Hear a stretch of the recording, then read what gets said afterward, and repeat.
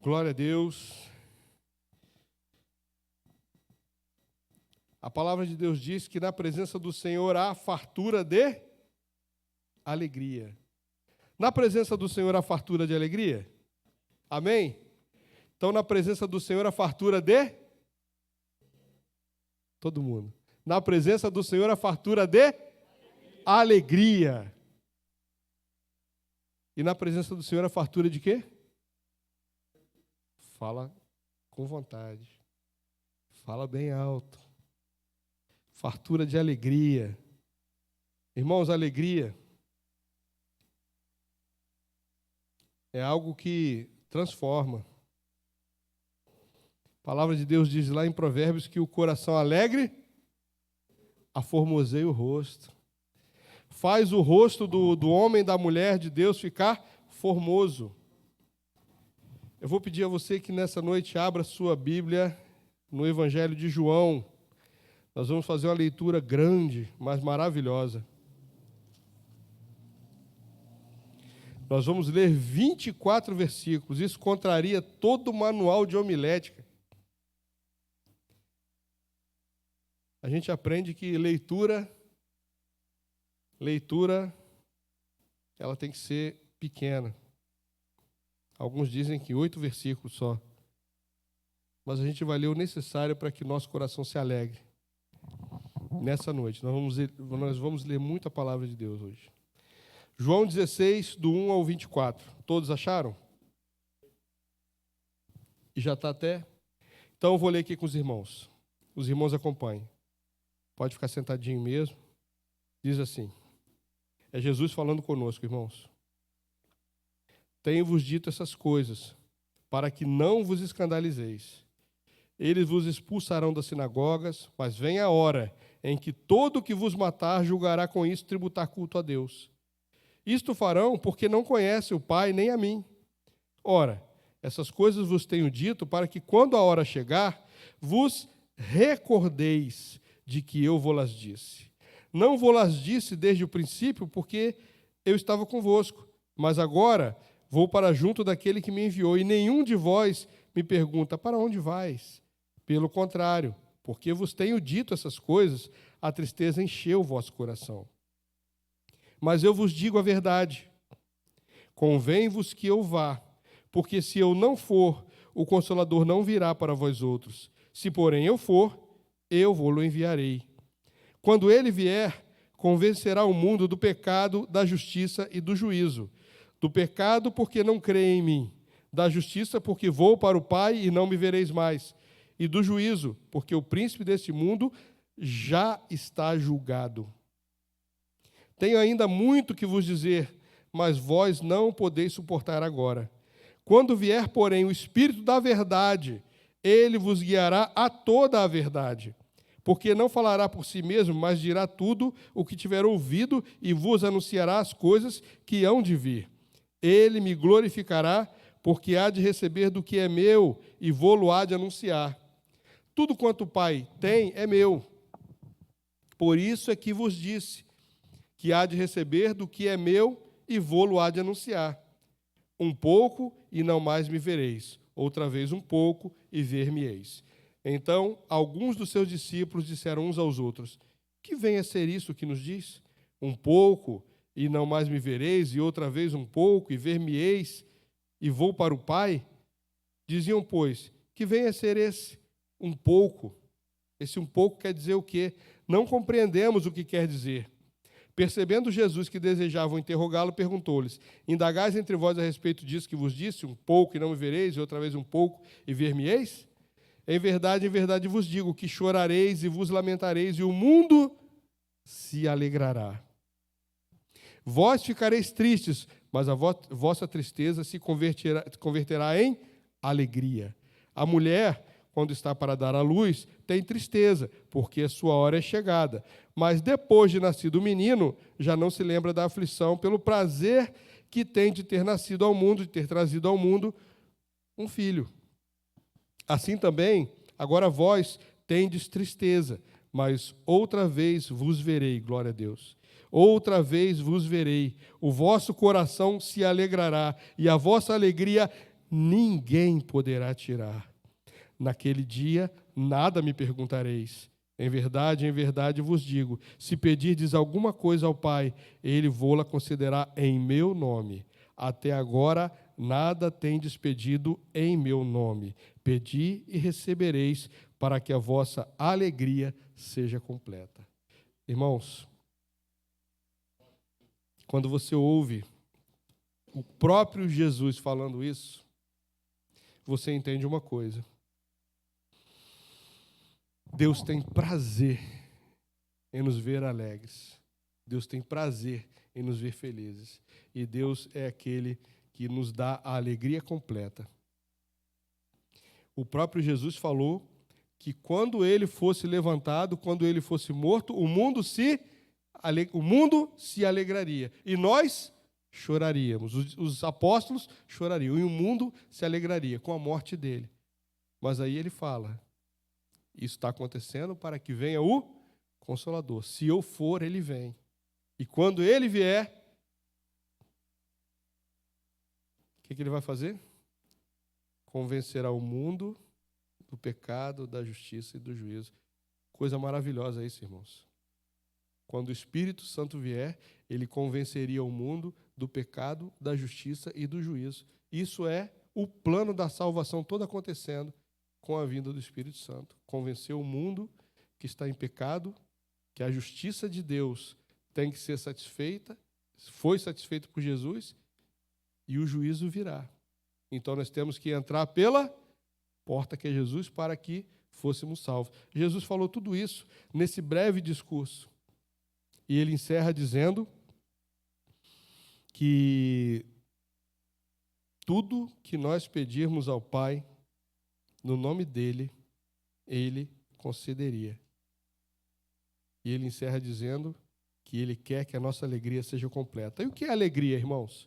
Quando a gente fala de alegria, a gente pensa em alegria, a gente para pensar em alegria e vem uma porção de definições e situações e pensamentos na nossa cabeça, alegria. Todos nós sabemos o que é alegria, porque todos nós vivemos, pelo menos, momentos de alegria.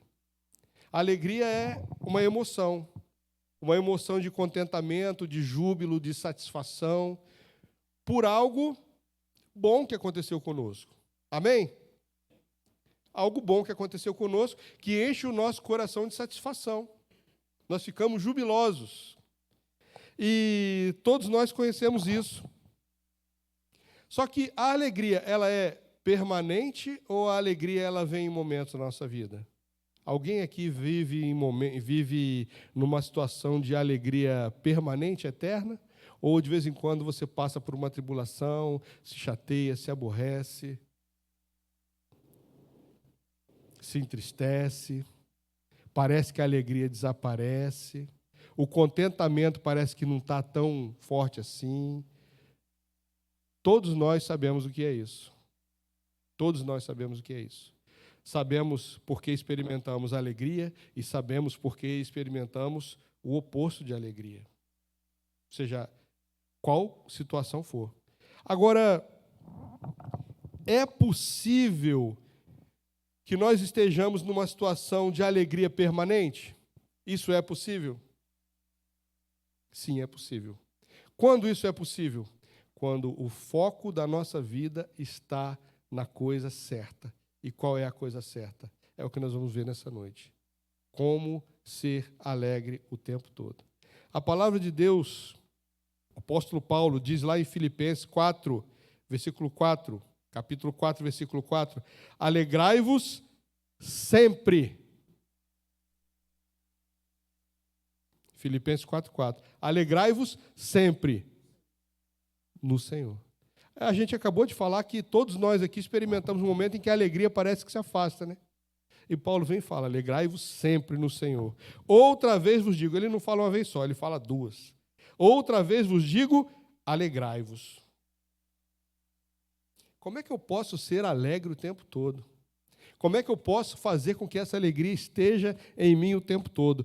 O livro de Números, capítulo 8, versículo 10, disse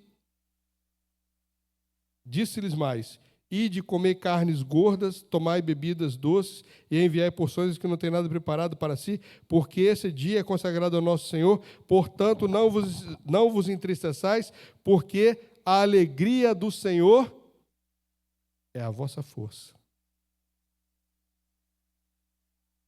Lucas 10, 20 vai dizer o seguinte: não obstante, alegrai-vos, não porque os espíritos vos submetem, sim porque o vosso nome está arrolado nos céus. Nós temos aqui três situações. Três situações. A primeira, alegrar e nos mantermos alegres. Como é que eu faço isso? Estando o tempo todo com os olhos fitos no Senhor, focado no Senhor. A segunda é, a nossa satisfação pessoal não pode ser o motivo da nossa alegria. A nossa alegria está em quê? Em saber que o Senhor, a alegria dele, Ele é a nossa força. Ele é aquele que nos vale. E por último aqui, em Lucas, não estejam alegres porque, de alguma forma, vocês estão tendo o poder de Deus à sua disposição e manifestando o poder de Deus. Mas alegrem-se porque o nome de vocês está no rol, está arrolado, está no rol ou na relação daqueles que estão destinados a habitar eternamente no céu. A nossa alegria tem que ser essa. Então, já em Lucas eu entendo uma coisa. Se eu sei que o meu nome está escrito no céu, como futuro morador eterno do céu, eu já não preciso mais me preocupar. Nós falamos aqui nessa manhã sobre renúncia. E falamos sobre renúncia de diversas áreas da nossa vida. Citamos exemplos aqui de pessoas conhecidas, de pessoas que já se foram, tiveram uma carreira de sucesso junto com o Senhor, deixaram manifestações de um Deus poderoso, que opera milagres e que realiza maravilhas. Mas nós falamos o seguinte, hoje logo pela manhã, na mesma linha do que estamos falando aqui agora, de que forma eu posso viver uma vida de vitória, de sucesso, abrindo mão daquilo que antes eu achava que era a solução da minha vida. De que forma eu posso fazer isso? Com os meus joelhos no chão, orando sempre, orando em todo o tempo, buscando a direção de Deus, buscando em Deus a resposta para o meu amanhã.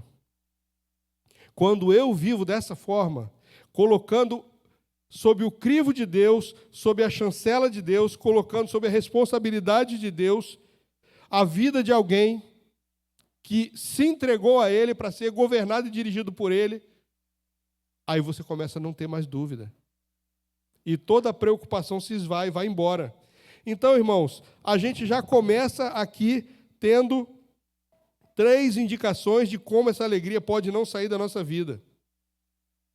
Como essa alegria pode não sair da nossa vida.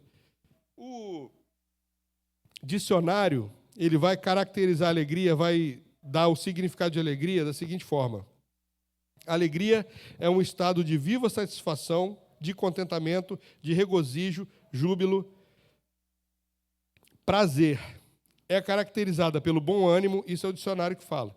É caracterizada pelo bom ânimo, pelo entusiasmo e a boa vontade que nos faz enxergar de modo positivo as pessoas, as situações e lutar por aquilo que almejamos. Isso é o que a alegria produz em nós. É o significado de alegria e o que ela produz em nós. Quando você está alegre, normalmente você fica otimista, vendo tudo de forma positiva, é ou não é? Amém ou não amém? Quando você está alegre, a sua vida, você está no estado de alegria, você consegue ver as situações de forma negativa? Normalmente não. Você vê tudo de forma positiva. Parece que o céu está brilhando sempre, tudo vai dar certo, e aí a gente entende que a alegria, então, é uma coisa desejável. É bom que nós estejamos alegres. É bom que nós estejamos alegres. E é bom que nós procuremos essa alegria. Acabamos de ver na palavra de que maneira nós podemos estar alegres. e receber essa alegria. O próprio Jesus falou. Vamos considerar, então, alguns pontos aqui. Por que a alegria é tão importante? Por que Paulo destaca isso, manda a gente buscar a alegria? Por que a palavra de Deus fala tanto em alegria? Por que Jesus falou, até agora nada tem de pedido em meu nome, pedi para que recebeis e para que a vossa alegria seja completa? Por que Jesus estava tão interessado? Vamos lá. Por que essa alegria é tão importante? Primeiro, porque a alegria, a nossa alegria, estou falando a nossa alegria, não estou falando a satisfação genérica do mundo, a do dicionário. A nossa alegria, ela vem de Deus. A alegria do crente, do cristão, do salvo, do remido, ela vem de Deus. Então é importante, você precisa estar alegre, porque essa alegria vem de Deus. Não adianta você buscar alegria apenas em coisas materiais e perecíveis. Antes de nós conhecermos a Jesus e antes de conhecermos a salvação, a promessa de vida eterna, aquilo que o Espírito Santo traz para a nossa vida quando nós recebemos a Jesus, antes a nossa alegria era baseada em quê? Baseada em satisfações de problemas. É ou não é? Amém ou não amém? Baseada em satisfação de problema. Eu só estou alegre se não me faltar o dinheiro para resolver meus problemas. Eu só estou alegre se eu estiver perto das pessoas a quem eu amo. Eu só estou alegre se me sentir amado. Eu só estou alegre se a coisa X for preenchida. Então, toda a nossa alegria era baseada em coisas perecíveis, finitas. E nós vamos ver a palavra falando que isso não pode ser algo que se observa no crente. Então, nós temos uma parte material e uma parte imaterial. Qual é a nossa parte material? É o nosso corpo. E a imaterial? Nossa alma, nosso espírito. O nosso corpo material, para estar feliz, para estar alegre, o que precisa? Basicamente, que nós tenhamos saúde. Nós estando com saúde, nós estamos felizes, não estamos? Amém? Você fica feliz quando dá uma topada com o dedinho na quina daquele móvel bicudo? Você fica feliz? Fica não, né? Fica não. Sua alegria nesse momento se esvai, né? Você pode estar num momento de plena felicidade. Chega em casa, entra em casa correndo para dar uma notícia boa para alguém. Se você encontrar aquele cantinho, a tua alegria vai embora na hora. Você até esquece da notícia que você ia dar. É o nosso corpo reagindo a situações adversas. Agora, o nosso espírito, para quem é cristão, para quem conhece a Deus, para quem conheceu o Espírito Santo, o que é necessário? Que nós estejamos bem com Deus. Se você está bem com Deus, você está feliz, você está alegre. A alegria não te abandona. Agora, quando você começa a andar por caminhos que não são aqueles que Deus traçou para você, e você, consciente ou inconscientemente, começa a se afastar de Deus, normalmente é conscientemente, porque o Espírito não deixa a gente enganado, você começa a se atribular, e a alegria vai embora da sua vida. Temos um exemplo na Bíblia? Vários. O mais emblemático para mim é Saul. Ele entrou numa espiral descendente tão profunda, vertiginosa, que chega um momento em que ele já não busca mais o Senhor através do profeta. Ele vai buscar uma vidente lá que consulta mortos. E isso era totalmente proibido.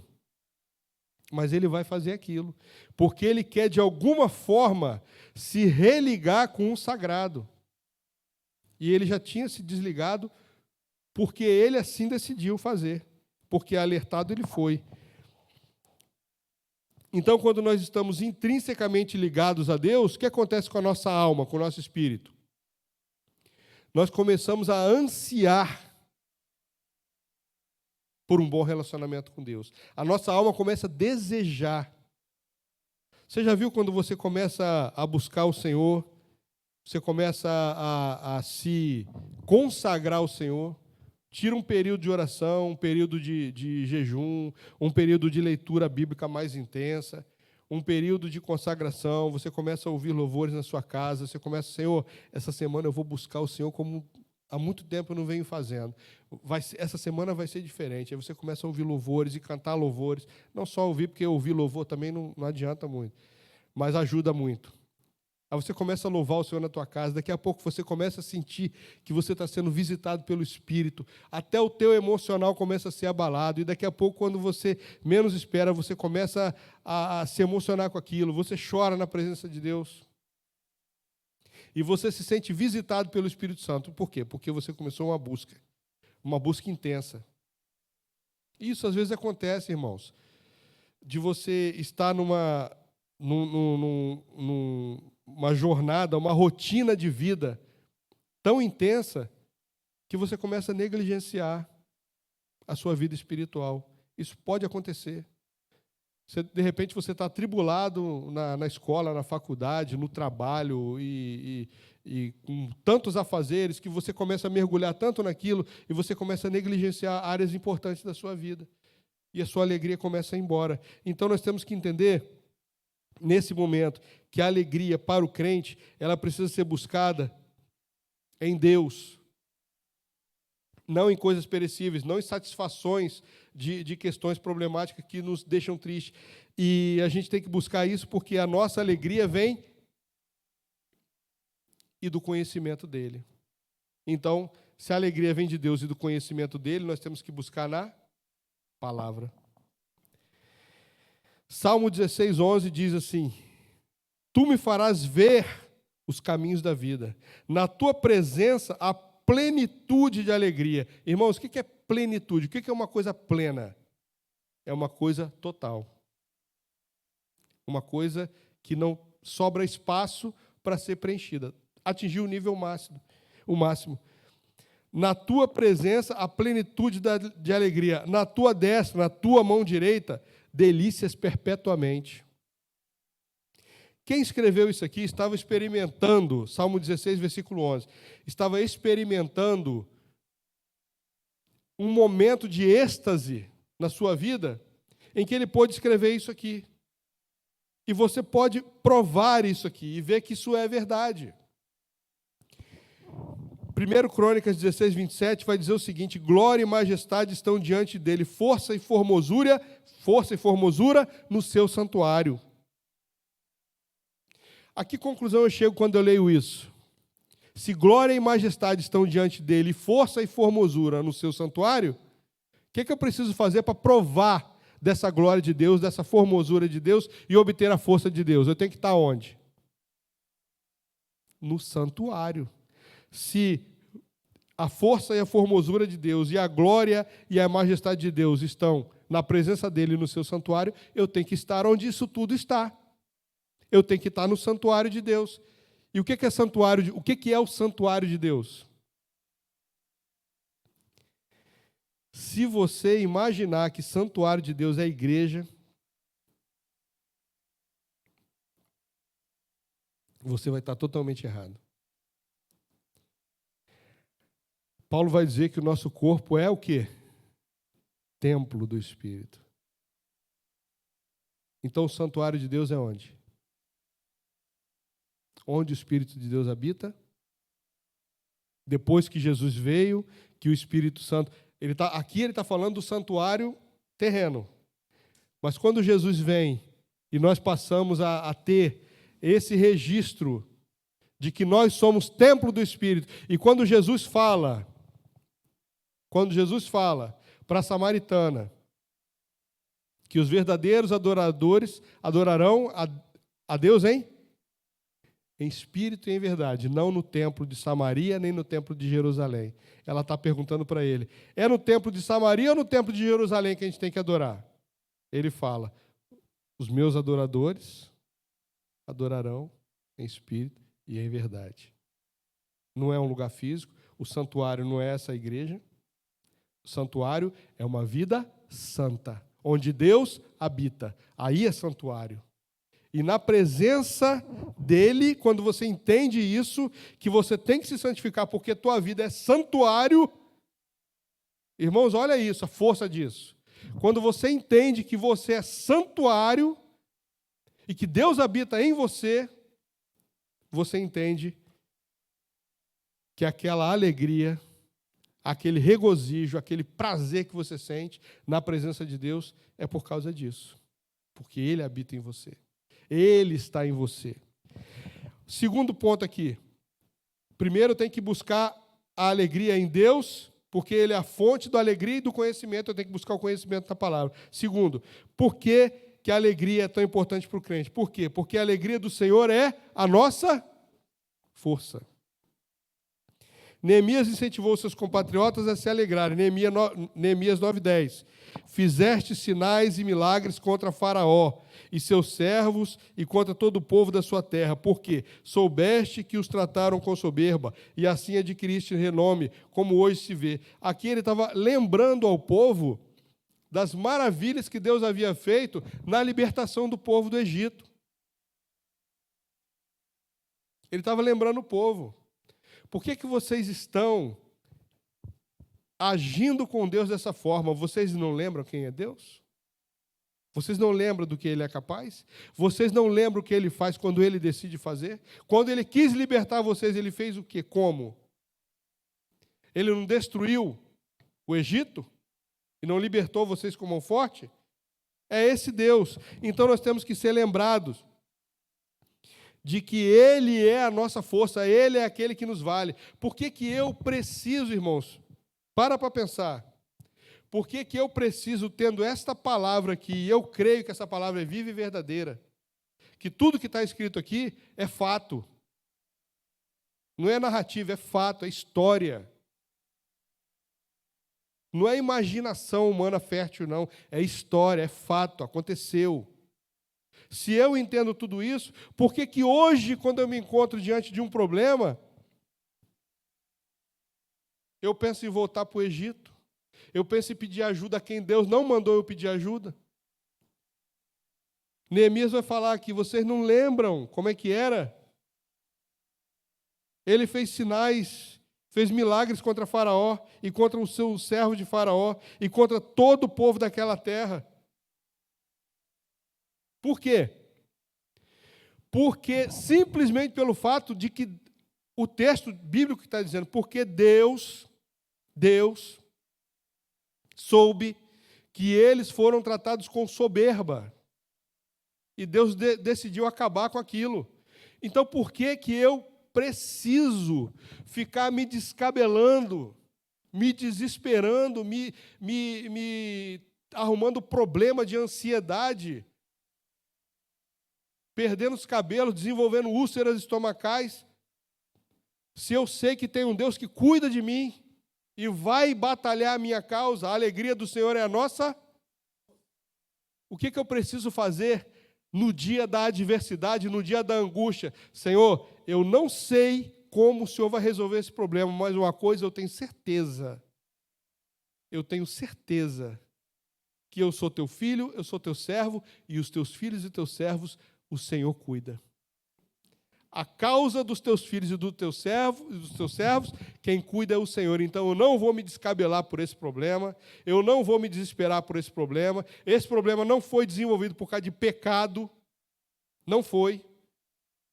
Mas, irmão, e se for por pecado?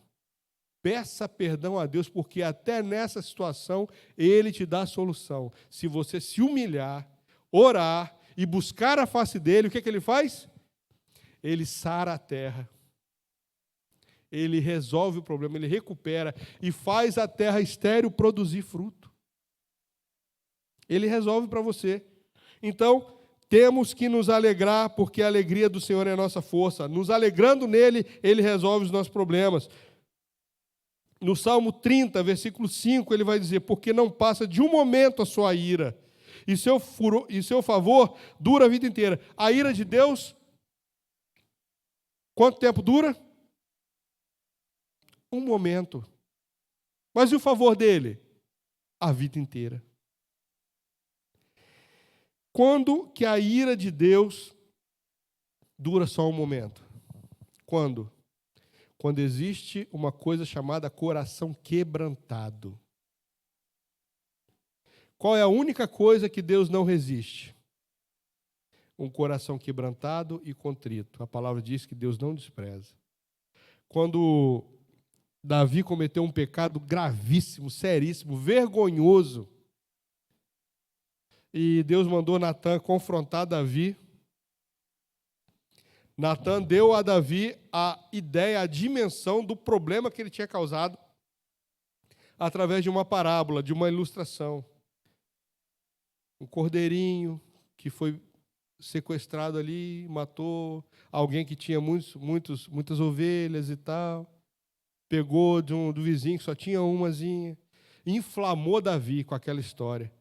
Quando Natã conta aquela história, Davi, diante daquela injustiça, ele fica revoltado e fala, essa pessoa tem que pagar. E vai pagar é com a vida.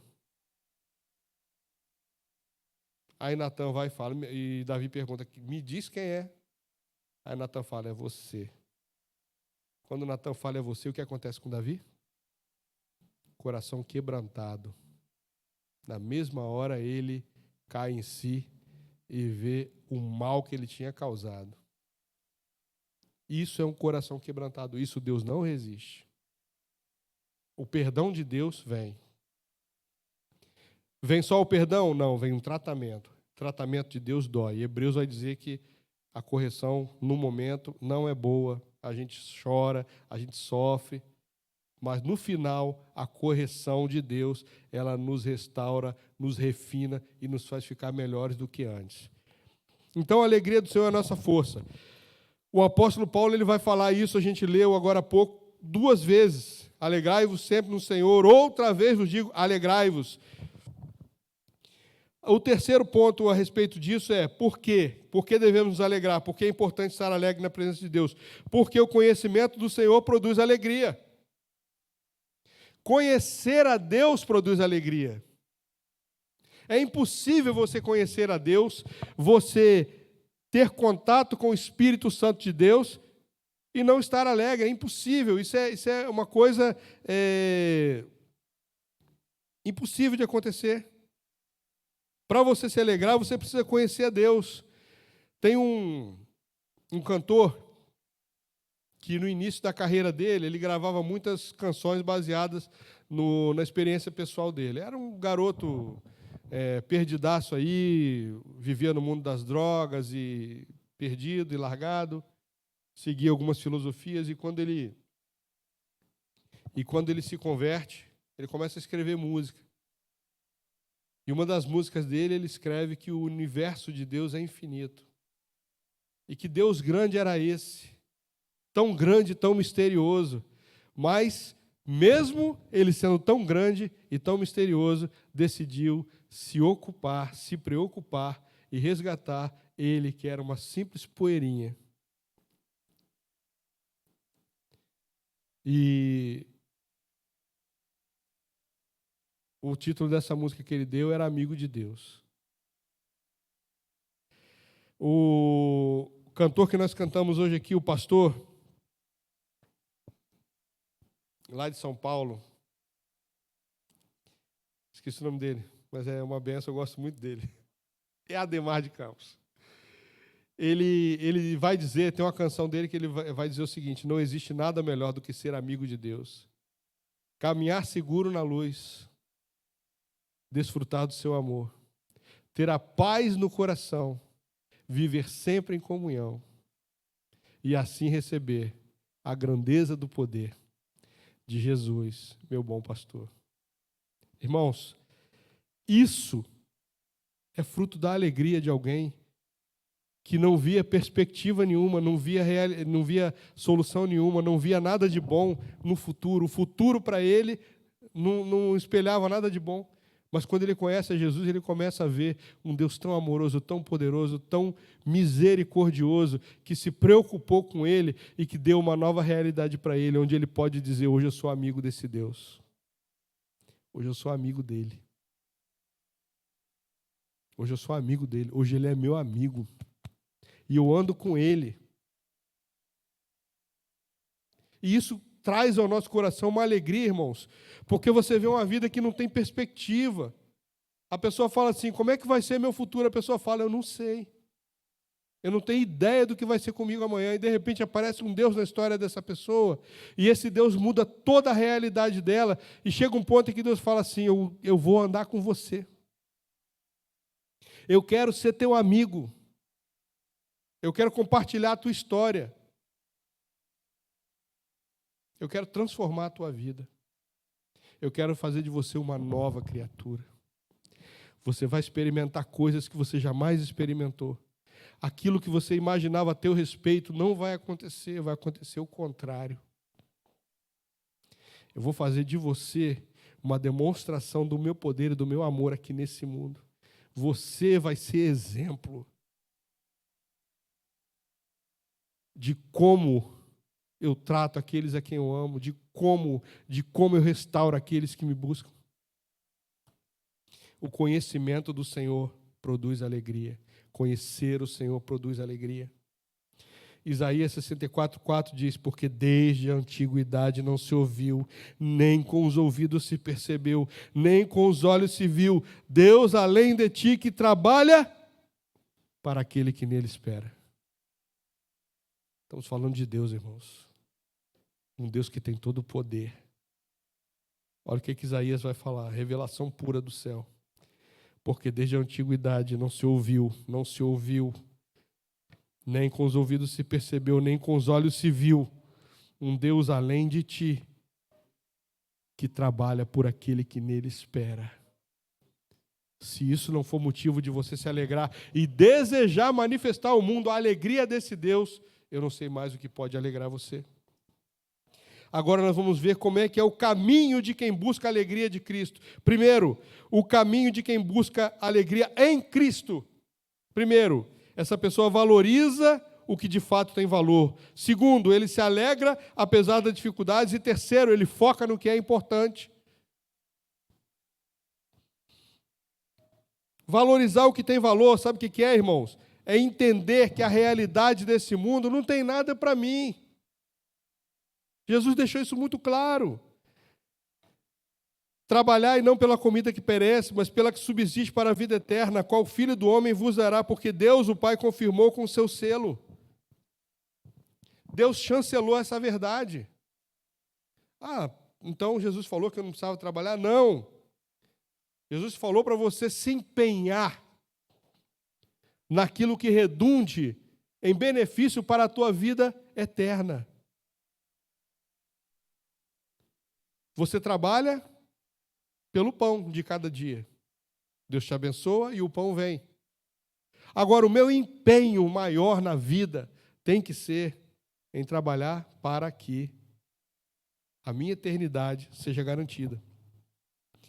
Mateus 6, 19 e 21 vai dizer, não acumuleis para vós outros tesouros sobre a terra, onde a traça e a ferrugem corrói, onde os ladrões escavam e roubam, mas ajuntai para vós outros tesouros no céu, onde nem ferrugem corrói, onde os ladrões não escavam, não roubam, porque onde estiver o seu tesouro, aí estará o seu coração.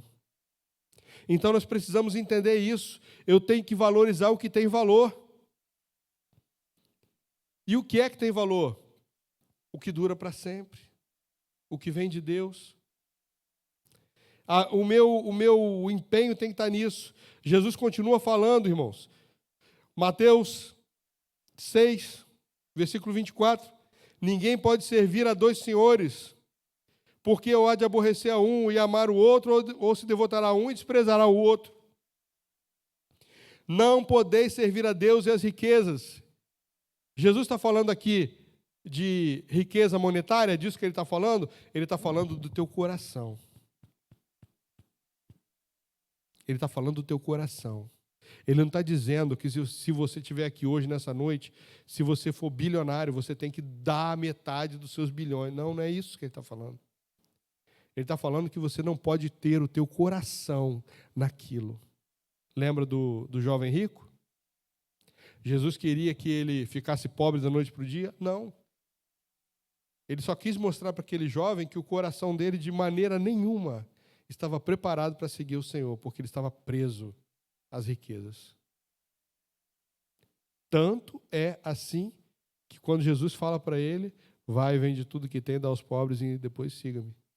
quando Jesus fala isso, ele se retira triste e não faz isso. A vida dele estava presa. A devoção dele estava presa. Servir a dois senhores, irmãos, essa dubiedade de servir a Deus tendo preocupações e interesses nesse mundo, ela rouba de você a devoção que era para ser só de Deus, e o melhor de Deus, que Deus tem para você, você nunca vai desfrutar. Outra coisa que nos prende, a ansiosa solicitude pela vida. Ansiedade, dizem que é o mal do século, né? Mal do século, ansiedade. Ansiedade leva à depressão. Depressão gera problemas seríssimos. Tudo começa com ansiedade.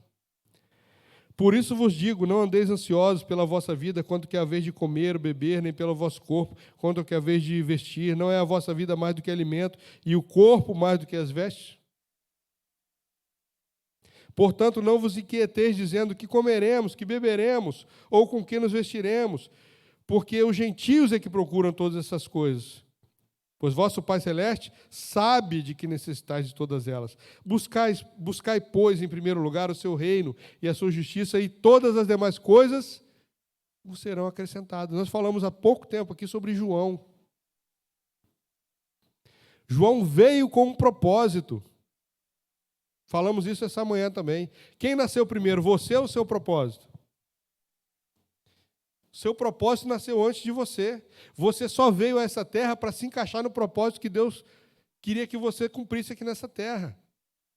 Você veio depois do propósito que Deus já tinha traçado. Você só tem que se encaixar ali, caber naquele propósito. João é um exemplo claríssimo disso. Já havia sido profetizado que alguém viria preparar o caminho. João veio. Ele cumpriu com excelência o propósito dele? Cumpriu? Estou perguntando. Cumpriu, irmãos. Com excelência. João tinha preocupações onde ele ia dormir? Não. Ele tinha preocupações com o que ele ia comer? Ele tinha preocupações com o que ele ia vestir? Porque ele sabia o quê? Eu vim a esse mundo com um propósito. E quem traçou esse propósito já pensou em tudo. Ele se alimentava de gafanhotos e mel silvestre. Para ele, aquilo ali era iguaria do céu. Estava ótimo para ele. Se vestia com pele de camelo. Estava ruim para ele? Para ele, não. Porque ele era uma pessoa que tinha consciência do seu propósito e da razão pela qual ele estava nessa terra. João cumpriu com excelência o seu propósito. Então, caminho de quem busca a alegria em Cristo. Primeiro, ele valoriza o que tem valor. Segundo, ele se alegra apesar das lutas. Paulo vai dizer em Filipenses 3, 7 a 14. Mas o que para mim era lucro, isto considerei perda por causa de Cristo. Sim, deveras considero tudo como perda, por causa da sublimidade do conhecimento de Cristo, Cristo Jesus, meu Senhor, por amor do qual perdi todas as coisas e as considero como refúgio, para ganhar a Cristo e ser achado nele, não tendo justiça própria que procede de lei, senão o que é mediante a fé em Cristo. A justiça que procede de Deus, baseada na fé, para o conhecer e o poder da sua ressurreição e a comunhão dos seus sofrimentos, conformando-me com ele na sua morte, para, de algum modo, alcançar a ressurreição dentre os mortos. Paulo está falando aqui de vida fácil, de facilidade, ou de sofrimento, busca, luta, morte. E tudo isso aqui para ele era reputado como o quê? Simplesmente o caminho que ele deveria trilhar. Ele não tinha isso como dificuldade. Era o caminho que ele deveria trilhar. Irmãos, eu tenho assistido e lido muito sobre aqueles precursores, pessoas que viveram no século XVI, século XVII, homens de sucesso que impactaram essa terra. Eu tenho buscado estudar a vida dessas pessoas. Assisti pregações que eles fizeram, ler livros sobre eles. Uma coisa eu posso dizer para você: a vida de nenhum dos homens que até agora eu peguei, se tiver, gostaria de achar, nenhum deles foi um mar de rosas. Nenhum. Tudo foi com dificuldade, tudo foi com luta, o caminho foi pavimentado com sangue às vezes, mas nenhum deles até agora, eu não li, não vi relato de que nenhum reclamou ou pensou em voltar atrás. Pelo contrário, quanto mais eles caminhavam, mais eles cresciam, mais eles experimentavam o poder de Deus e mais eles entendiam que Deus era poderoso para fazer infinitamente mais do que eles estavam pedindo ou pensando, conforme a sua boa vontade. Eu chego a essa conclusão, irmãos.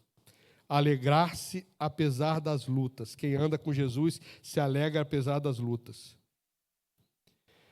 Quem anda com Jesus, buscando a alegria de Jesus, foca no que é mais importante. Paulo vai ensinar os filipenses a pensar naquilo que produz alegria. O que é que produz alegria para o crente? Filipenses 4, 8, 9. Finalmente, irmãos, tudo que é verdadeiro, quem é crente gosta disso. Tudo que é verdadeiro, tudo que é respeitável, tudo que é justo, tudo que é puro, tudo que é amável, tudo que é de boa fama, se há alguma virtude e algum louvor existe nisso, seja isso que ocupe o vosso pensamento. Essa é a receita, irmãos, da alegria. Receita da alegria. Receita da vida do contentamento. Buscar as coisas que são de cima. Paulo também vai dizer em Colossenses 3, 1 a 4.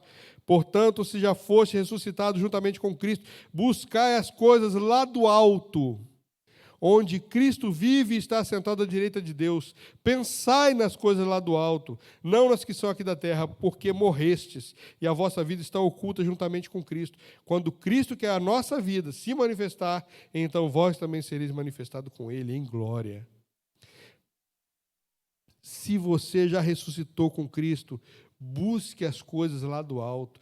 Pense nas coisas lá do alto.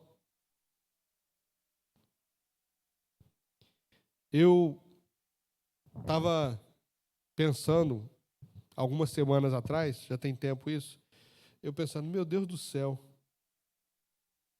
por que crente peca? Por que crente peca? Crente peca, sabe quando, irmão? A hora que você responde mal seu pai, sua mãe, seu esposo, sua esposa. A hora que você é desonesto em alguma coisa. Estou falando dos pequenos e corriqueiros que às vezes a gente pratica sem, às vezes, até perceber. Pecado da falta de fé. Chega numa repartição pública, a pessoa fala alguma coisa ali, você veio aqui buscar isso, você nem foi buscar, mas, fui, é exatamente isso. E aí você ainda vai dizer que é bênção. Deus me abençoou, as portas se abriram. Aí depois você sai, poxa, será que não tem alguém rindo agora nesse momento? Olha lá o crente lá, e fazer igual fez na situação de Jó. Senhor, olha lá, usou de desonestidade ali, ó. E aí? Você pecou. Eu estava pensando, irmão, para você cometer certas atitudes, você tem que não estar acreditando mais em Deus. Pensa na situação de Davi. Davi estava lá no palácio, não estava? Ele não conhecia Deus? Sim ou não? Conhecia. A trajetória de Davi, ele sabia quem era Deus. Aí, de repente, ele vê lá uma pessoa numa situação que não deveria ter visto, aí, ao invés dele falar, meu Deus, que problema, vou mandar o pessoal lá avisar essa pessoa que tem que botar uma janela ali, resolver esse problema, porque assim como eu vi, outra pessoa pode ver também, e não está certo isso. Não seria o que ele deveria ter feito? Amém. Tem algum outro rapaz que viu uma coisa parecida, ou passou por uma coisa parecida, e tomou essa atitude? Tem, José. A pessoa chega para ele, ó, vem cá, vamos, tal. Ele falou, não, peraí, não. A mulher de Potifar, não, chega para lá, sai para lá, capiroto. Você eu conheço, eu sei quem é que está falando através dela aí, ó. Você fala igual o pessoal daqui da região, né? Você não está pura, não. Está cheio com a legião em cima de você. A capirotada toda aí tentando me seduzir. Davi tinha que ter tomado a mesma postura. Em nenhum momento ele pensou assim, Deus está me vendo. Em nenhum momento ele pensou isso, irmãos. Eu lembro que uma vez eu fui visitar uma base missionária lá em Petrópolis, e eu chegava num lugar assim e tinha uma placa, Deus está vendo você. Eu falei, meu Deus.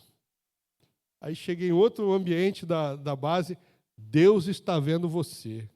Aquela mensagem foi me dando um temor assim, né? Aí cheguei em outra sala, Deus está vendo você. Todo lugar que eu ia tinha uma placa, Deus está vendo você. Eu falei, rapaz, esse missionário, era um lugar de formação de missionário, né? O pessoal chegava novinho lá, aí fazia o curso e saía missionário. Eu falei, rapaz, esses missionários daqui vão sair daqui levitando de tanta santidade, tanta unção. Onde chega, está dizendo, ó, Deus está te vendo, abre teu olho. Aí eu fui perguntar, né? Irmã, de quem foi essa ideia de botar essas placas aí? Estou me sentindo abençoado nesse lugar. Ela, não, irmão, isso aqui estavam roubando as coisas aqui na base, roubaram o botijão de gás, roubaram as coisas, a gente botou, ladrão, Deus está vendo você. Ela falou, por incrível que pareça, só apagou o ladrão. Deus está vendo você, ficou. Irmão, você olhava assim, quase não dava para ver. Se chegasse muito perto, você via que um dia tinha escrito ladrão ali. Aquela simples placa me deixou com temor, uma coisa, meu Deus, onde eu vou, Deus está me vendo. É verdade, eu fui fazendo reflexões enquanto a visita ia acontecendo. Onde eu for, Deus está me vendo. Caramba, isso é uma verdade, eu não penso nisso o tempo todo. Isso tem que ser uma constante, irmãos. Se você é amigo de Deus, se você anda com Deus, se você de fato crê em Deus, você tem que pensar, quando vier uma tentação, você tem que falar, eu tenho um Deus que está me vendo. Davi não pensou nisso. E cometeu pecados terríveis. Adultério. Depois um homicídio, irmãos. E um homicídio super engendrado. Ele tentou uma vez, tentou duas, não conseguiu, até que finalmente conseguiu. Não foi assim, sem querer, não. Ele quis fazer. E em nenhum momento ele parou. Peraí. Eu conheço Deus desde que eu era criancinha. Eu ficava lá no campo, lá, vendo as estrelas, vendo a lua, vendo a natureza. Eu escrevi lá, os céus proclamam a glória de Deus e a natureza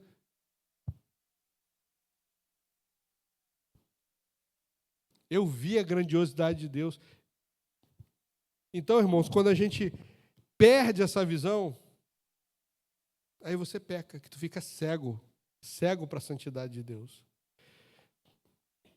Se nós já ressuscitamos com Cristo, busquemos as coisas que são do alto. Algum motivo da nossa alegria.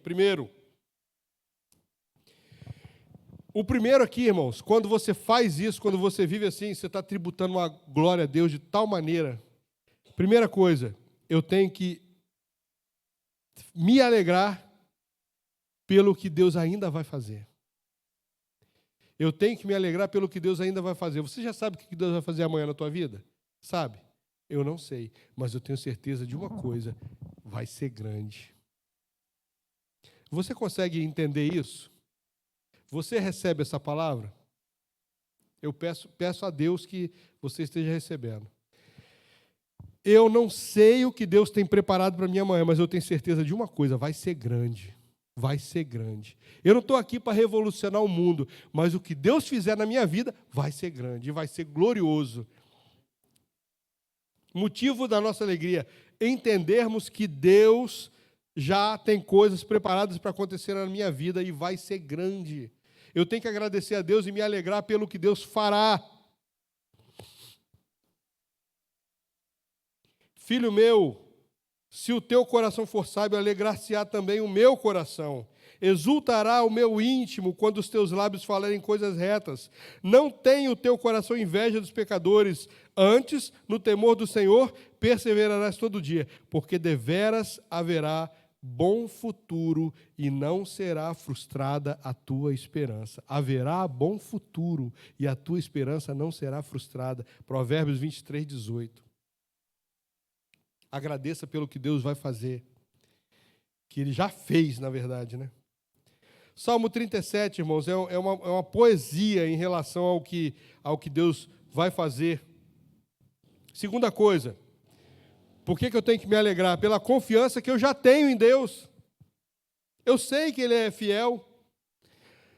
Romanos 12, 12. Regozijai-vos na esperança, sede paciência na tribulação, na oração perseverantes. A confiança que eu tenho em Deus me leva a ser perseverante. Quando é que você é perseverante? Quando você sabe que há a mínima chance daquilo que você está buscando, querendo, pedindo ou trabalhando para, em prol de, vai acontecer. Porque quando você já tem indício que aquilo não vai acontecer, o que você faz? Para. Só continua se você for doido. Se você tem certeza que não vai acontecer, para. Agora, a perseverança é o quê?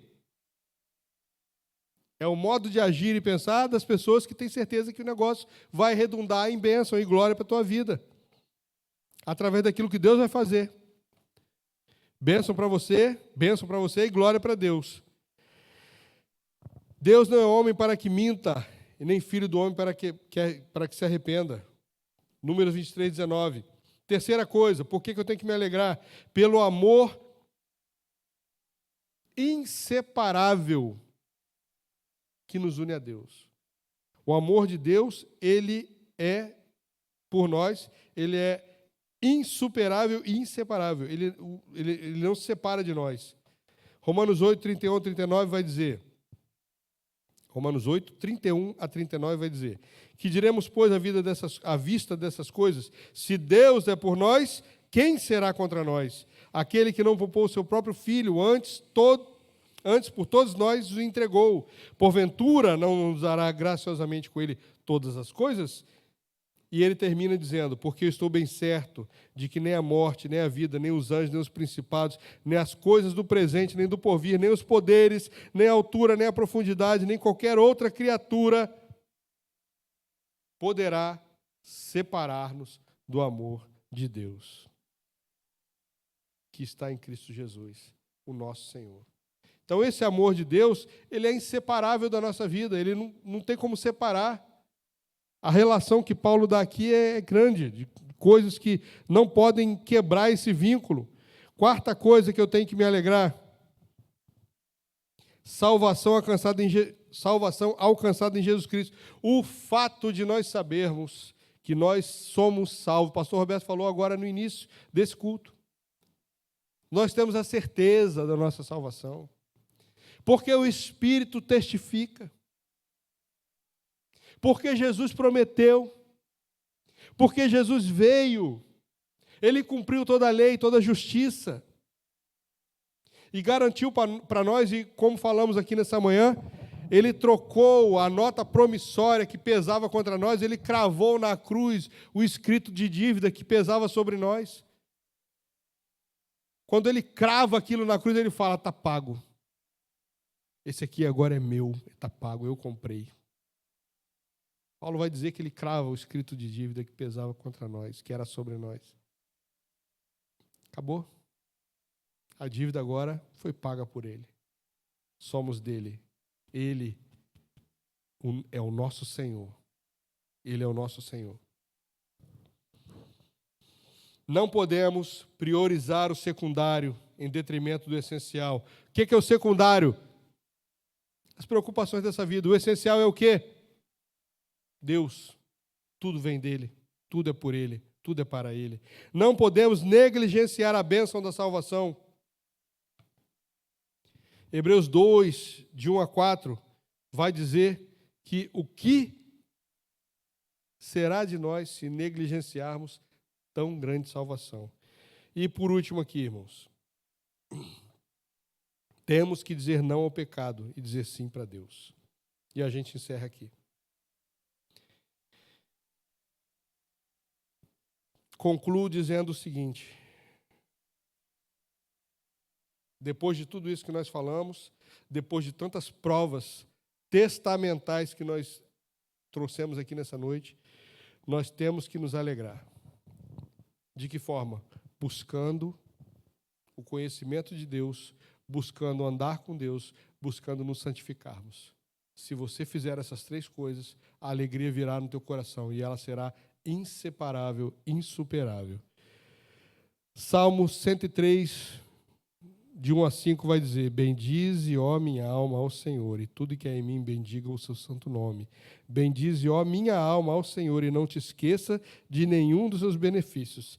Ele é quem perdoa todas as tuas iniquidades, quem sara todas as tuas enfermidades, quem da cova redime a tua vida e te coroa de graça e de misericórdia. Ele é quem farta de bens a tua velhice, de sorte que a tua mocidade se renova como a da águia. Esse é Deus. Esse é o Deus que você veio adorar aqui nessa noite. Esse é o Deus a quem você veio tributar louvor aqui nessa noite. Esse é o Deus para quem a tua alma cantou aqui nessa noite. É esse Deus que fala contigo nessa noite. A tua juventude se renovará como a da águia. Eu te fortalecerei na velhice. Eu serei o teu amparo. Eu serei o teu amigo. Eu serei o amor da tua vida. Aquele que te amou primeiro. Que o seu coração possa se alegrar com todas essas verdades que você ouviu aqui nessa noite. Que você possa orar a Deus com confiança e chegar na presença dele com ousadia, porque ele garantiu que você tinha esse direito. E você tem de fato esse direito. Entrar na presença dele, orar a ele com confiança de que ele atenderá e buscar a face dele em busca da verdadeira alegria. Pai, nós queremos te agradecer por essa palavra, queremos te agradecer, ó Deus, pela tua santidade em nós, queremos te agradecer pela profusão de alegria que o Senhor faz jorrar do nosso coração.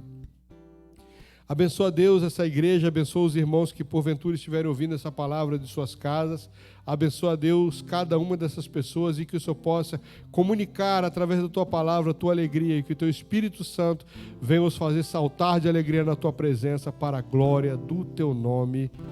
Amém.